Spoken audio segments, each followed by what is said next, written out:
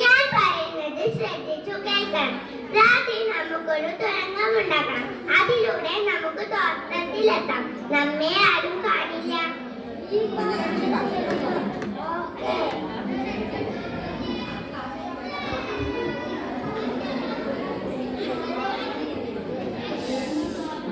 ആരും ശബ്ദിക്കരുത്. തുരങ്കത്തിന്റെ പണി തുടങ്ങാം.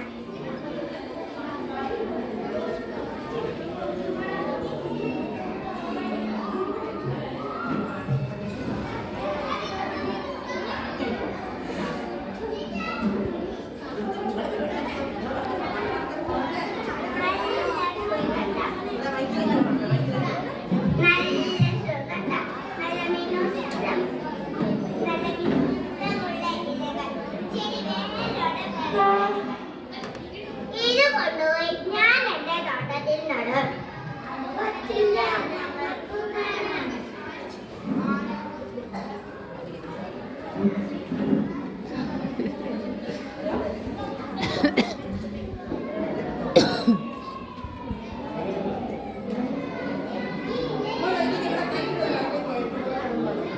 എനിക്ക് ഇലയാണ് കിട്ടിയത്.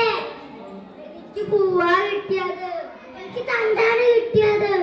എനിക്ക് കിഴങ്ങാണ് കിട്ടിയത്. നായകൾ വരുന്നുണ്ട്. വേഗം രക്ഷപ്പെട്ടോളൂ.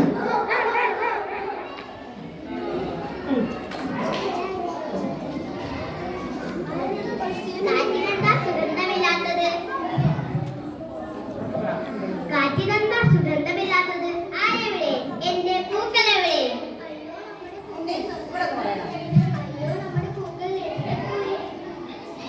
ഞാൻ ഓമനിച്ച് വളർത്തിയ ചെടി കാണാനില്ലെന്നോ? വേഗം കണ്ടേ.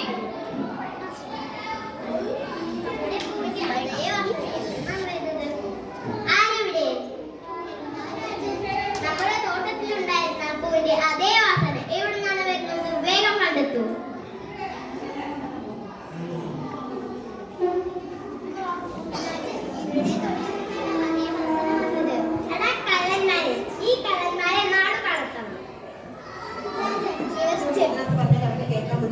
രാജൻ, ഇവർ ചെടി മോഷ്ടിച്ച് തെറ്റു തന്നെയാണ്.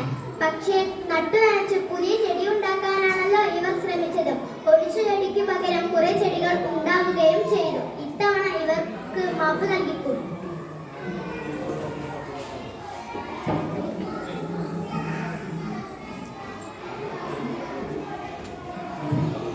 മോഷണം തെറ്റു തന്നെയാണ്. മന്ത്രി പറഞ്ഞതിലും കാര്യമുണ്ട്. ഇത്തവണ നാം ക്ഷമിച്ചിരിക്കുന്നു.